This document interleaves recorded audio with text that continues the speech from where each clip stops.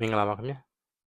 ကျွန်တော်တို့ဒီအပတ်စဉ်ပညာပေး knowledge sharing video လေးတွေတင်တဲ့ channel ပဲဖြစ်ပါတယ်ခင်ဗျာဒီတစ်ပတ်ကျွန်တော်တင်ပြမယ့်အကြောင်းအလေးကတော့ကျွန်တော်ဒီရွှေနှုတ် application မှာရှိတဲ့ကျွန်တော်ဒီ toxic parent လို့ခေါ်တဲ့မိဘတွေနဲ့ပတ်သက်ပြီးတော့ဗောနော်သားသမီးတွေအပေါ်မှာဘယ်လိုမျိုးကိုကမိဘဆိုတာဘာပဲပြောပြောလက်ဦးเสียပဲဗောနော်ဒါကြောင့်ကိုတွေကသားသမီးတွေကိုဘယ်လိုထိန်းချောင်းမလဲသားသမီးတွေရှေ့မှာဘယ်လိုမျိုးနေထိုင်ရမလဲပြုမှုပြောဆိုရမလဲဆိုတာနဲ့ပတ်သက်ပြီးတော့ကျွန်တော်ဒီ toxic parents လို့ခေါ်တဲ့ခေါင်းစဉ်လေးနဲ့ပတ်သက်ပြီးကျွန်တော်ဖတ်မိတာလေးကိုပြန်ပြီးတော့ကျွန်တော် share ပေးမှာဖြစ်ပါတယ်ခင်ဗျာကျွန်တော်စလိုက်ကြအောင်ကျွန်တော်ဒီစာဖတ်သူတွေအနေနဲ့ကျွန်တော်အသက်ကြီးလာလို့ကိုယ့်လုပ်ကိုလုပ်ပြီးတော့တိုးတိမ်ထူထောင်နိုင်ပြီဆိုရင်ကျွန်တော်မိဘတွေရဲ့လွမ်းမိုးမှုအောက်ကနေလုံးဝလွတ်မြောက်ပြီလို့ထင်ပါလိမ့်မယ်ဒါပေမဲ့တကယ်တော့လက်တွေ့ဘဝမှာမိဘတွေကိုရုပ်ပိုင်းဆိုင်ရာအဖြစ်ခွဲခွာဖို့လွယ်ပေမဲ့စိတ်ပိုင်းဆိုင်ရာအရာတော့ခွဲခွာဖို့ဆိုတာမလွယ်ကူဘူးဆိုတာကိုကျွန်တော်တို့တွေ့ရပါလိမ့်မယ်မိဘတွေရဲ့အုပ်ထိန်းမှုဟာကောင်းသည်ဖြစ်စေဆိုးသည်ဖြစ်စေကိုယ့်ရဲ့ဘဝတစ်ခုလုံးကိုအရေးလိုတကောက်ကောက်လိုက်နေတတ်ပါတယ်မေတ္တာတရားတွေပြည့်နေတဲ့မိသားစုထဲမှာတော့ကလေးတွေဟာသူတို့ကိုယ်သူတို့အရေးပါအရာရောက်တယ်လို့ခံစားကြရပြီးလုံခြုံမှုရှိပြီးကြီးပြင်းလာသူတွေလည်းဖြစ်ပါတယ်ဒါပေမဲ့အဲ့ဒီလိုနှွေးထွေးကျင်နာပြီးပျော်ရွှင်စရာကောင်းတဲ့အိမ်မျိုးကိုကလေးတိုင်းမရပါဘူးမရနိုင်ကြပါဘူးတချို့မိသားစုတွေမှာမိဘတွေကသားသမီးတွေကိုရုပ်ပိုင်းဆိုင်ရာစိတ်ပိုင်းဆိုင်ရာဒဏ်ရာတွေရအောင်ပြုလုပ်တတ်ကြတာကိုတွေ့ရပါလိမ့်မယ်မိဘတွေကဒီအပြုမှုလေးတွေကိုကလေးတွေနစ်နာအောင်ရည်ရွယ်ချက်ရှိရှိနဲ့ပြုလုပ်သည်ပဲဖြစ်စေမရည်ရွယ်ဘဲနဲ့ပြုလုပ်သည်ပဲဖြစ်စေကလေးတွေမှာထိခိုက်ပျက်စီးမှုကတော့ဖြစ်သွားမှာအမှန်ပါပဲပိုဆိုးတာကတော့ဒီစိတ်ဒဏ်ရာတွေကကလေးတွေကြီးလာတဲ့အထိကျိန်စာတစ်ခုလိုဆွဲကပ်နှောက်ယှက်နေတဲ့အချက်ဖြစ်ပါတယ်ဥပမာအားဖြင့်ငါဘသူ့ကိုမှမယုံကြည်ရဘူးမိသားစုထဲမှာငါကအချစ်ခံရဖို့မထိုက်တန်တဲ့လူတစ်ယောက်ပါငါကဘသူ့အတွက်မှအရေးမပါဘူးအစရှိတဲ့ကျွန်တော်တို့ဒီစိတ်မချမ်းသာစရာစကားသံတွေကိုယ့်ပတ်ဝန်းကျင်မှာမကြာခဏကြားဘူးကြပါလိမ့်မယ်ဒီစကားတွေနဲ့ဒီလိုအတွေးတွေဟာလူတွေရဲ့မသိစိတ်မှာတကယ်လို့အမြင့်တွယ်နေတဲ့စိုးဝါးတဲ့မိသားစုဘဝအတွေ့အကြုံကနေဆင်းသက်လာတာပဲဖြစ်ပါတယ်ဒီစာအုပ်မှာတော့စာရေးသူဆူဇန်ဖော်ဝတ်ကသားသမီးတွေကိုစိတ်ဒဏ်ရာရစေတဲ့မိဘတွေကိုအစိတ်သင့်မိဘသူတို့ပြောတဲ့ toxic parents လို့သုံးနှုန်းထားပါတယ်ဒီမိဘတွေကကလေးတွေရဲ့ဖြစ်တည်မှုနဲ့ကိုယ်ပိုင်ဇယိုက်လက္ခဏာတွေကိုအကြီးအကျယ်အစိတ်သင့်စေပါတယ်တကယ်လို့မှန်ကန်တဲ့ကြားဝင်ကုသမှုမျိုးမရှိခဲ့ဘူးဆိုရင်ဒီစိတ်တောက်တွေကဘယ်တော့မှဖြေပြောက်လာမှာ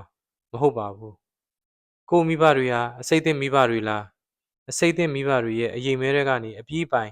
ဘယ်လိုရုံထွက်နိုင်မလဲအစရှိတဲ့မေးခွန်းတွေကိုကျွန်တော်ဒီစာအုပ်ထဲမှာအဖြေရှာနိုင်မှာပဲဖြစ်ပါတယ်ဒီစာအုပ်ရဲ့စာရေးဆရာမဆူဇန်ဖိုဝတ်ကအမေရိကန်လူမျိုးစိတ်ယောဂကုထုံးပညာရှင်ဖြစ်ပြီးတော့နာမည်ကြီး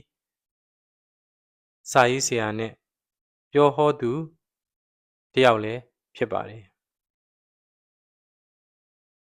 သူမှရေးခဲ့တဲ့စာအုပ်တွေထဲမှာဒီလိုမျိုးဒီ toxic parent တို့လိုနယူးယောက်တိုင်းရဲ့ရောင်းအကောင်းဆုံးစာအုပ်တွေလည်းပါဝင်တာဖြစ်ပါတယ် toxic parent စာအုပ်ရဲ့အနှစ်ချုပ်မှတ်စုကိုအောက်ပါအတိုင်းအခန်း3ခန်းဖော်ပြထားပါတယ်ပထမခန်းကတော့ toxic parents အမျိုးအစားများဒုတိယခန်းကတော့ toxic parent များကပေးတတ်သောစိတ်ဒဏ်ရာတတိယခန်းကတော့ toxic parent ၏ကျိန်စာပယ်ဖျက်ခြင်းအဲ့တော့ကျွန်တော်ဒီနေ့တင်ပြတဲ့အကြောင်းအနေနဲ့ပတ်သက်လို့ဒီ toxic parent ပေါ့နော်အစိတ်သင့်တဲ့မိဘပေါ့နော်ဒါမျိုးကတော့ဘယ်မိဘမှကျွန်တော်တင်တော့ကိုသားသမီးအပေါ်မှာစိုးစေချင်တာတို့မကောင်းစေချင်တာကျွန်တော်လည်းမိဘတူဖြစ်တဲ့ဘယ်မိဘမှကိုသားသမီးအပေါ်မှာအဲ့လိုစိတ်မျိုးမရှိခဲ့ပါဒါပေမဲ့ကိုယ့်ရဲ့ပတ်ဝန်းကျင်ကိုယ့်ရဲ့အတိုင်းဝိုင်းကိုဖြစ်နေတဲ့ယက်တီမှု ဒါမျိုးတွေနဲ့ပတ်သက်ပြီးတော့ကိုရီးယားပြောမယ်ဆိုမယ်တခုခုပေါ့ငါဥပမာပြောခဲ့တယ်လို့ငါဘယ်တော့မှအသုံးဝင်မှာမဟုတ်ပါဘူးဘယ်တော့မှလည်းအောင်မြင်မှာမဟုတ်ပါဘူးအဲ့လိုမျိုးပေါ့ကိုနှိမ့်ချတဲ့စကားမျိုးနော်ငါ့ကိုလည်းဘယ်သူမှ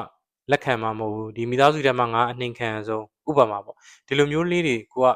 ငယ်စဉ်အခါတည်းကဒီကလေးတွေငယ်စဉ်တွေကကိုရီမိဘတွေကပြောဆိုသုံးနှုန်းမှုတွေများလာရင်ဒီကလေးတွေရဲ့စိတ်ထဲမှာဒါတွေကဝင်လာပါတယ်ဥပမာလင်သားသမီးတွေရှိမှလင်မယားနှစ်ယောက်အော်ကြီးချေရန်ဖြစ်မယ်အမြဲတမ်းရန်ဖြစ်မယ်ထက်ခါဒီအကြောင်းအရာတွေကိုမကျေနပ်တဲ့အကြောင်းတယောက်နဲ့တယောက်ပြောမယ်ပောက်ကွဲမယ်ဒီလိုမျိုးဖြစ်ခဲ့ရင်ကိုယ့်ရဲ့သားသမီးကလည်းငယ်စဉ်အခါတည်းကဒါတွေကြားပြီးတော့ကြီးပြင်းလာတဲ့အတွက်သူတို့ရဲ့ဘဝမှာသူတို့ရဲ့နောင်ဖြစ်လာမယ့်အနာဂတ်မှာလည်းအမြဲတမ်းဒီအရင်မဲ့သူတို့ရဲ့စိတ်ထဲမှာလုံးဝဖျောက်ပြက်မရတဲ့ဆွဲလန်းမှုမျိုးဖြစ်တတ်ပါတယ်ဒါကျွန်တော်တို့တော့ဗာပြောကျွန်တော်တို့ဒီလိုမျိုးလည်းမခံစားခဲ့ဘူးဆိုတော့ကိုမိဘတွေလည်းဒါမျိုးတွေမပြောခဲ့ဘူးကျွန်တော်တို့စိတ်ထဲမှာအမြဲတမ်းတက်ကြွမှုရှိတယ်ဒါမျိုးတွေမိဘနဲ့ပတ်သက်ပြီးတော့ဘာတစ်ခုမှကိုယ်တွေမှာဘယ်လိုပြောမလဲနှောင့်နှေးလို့တဲ့စိတ်ညစ်စရာစိတ်အဲ့လိုစိတ်မျိုးမရှိခဲ့ဘူးဆိုရင်တော့အကောင်းဆုံးပေါ့နော်ဒါကြောင့်ကျွန်တော်ဘယ်မိဘမှာကိုသားသမီးပေါ်မှာတော့မကောင်းစိတ်နဲ့ကြီးပြင်းစေမှာတော့မဟုတ်ပါဘူးဒါမှမဟုတ်အဲ့လိုမျိုးတကယ်လို့အခိုက်ဘဝပြီးကုသိုလ်ကံကြောင့်ဖြစ်ခဲ့ရင်လည်းကိုယ်စိတ်ဒီဒါမျိုးတွေကယုံထွက်နိုင်ရမယ်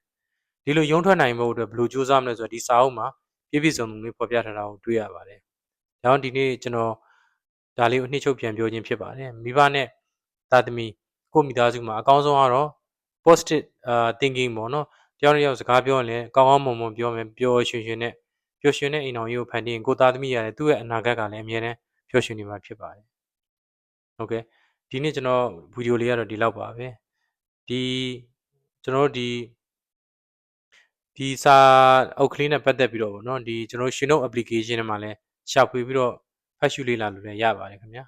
ဒီဗီဒီယိုလေးကိုပြီးဆုံးအောင်ကြည့်ရှုပေးတဲ့အတွက်အားလုံးကျေးဇူးအထူးတင်ပါတယ်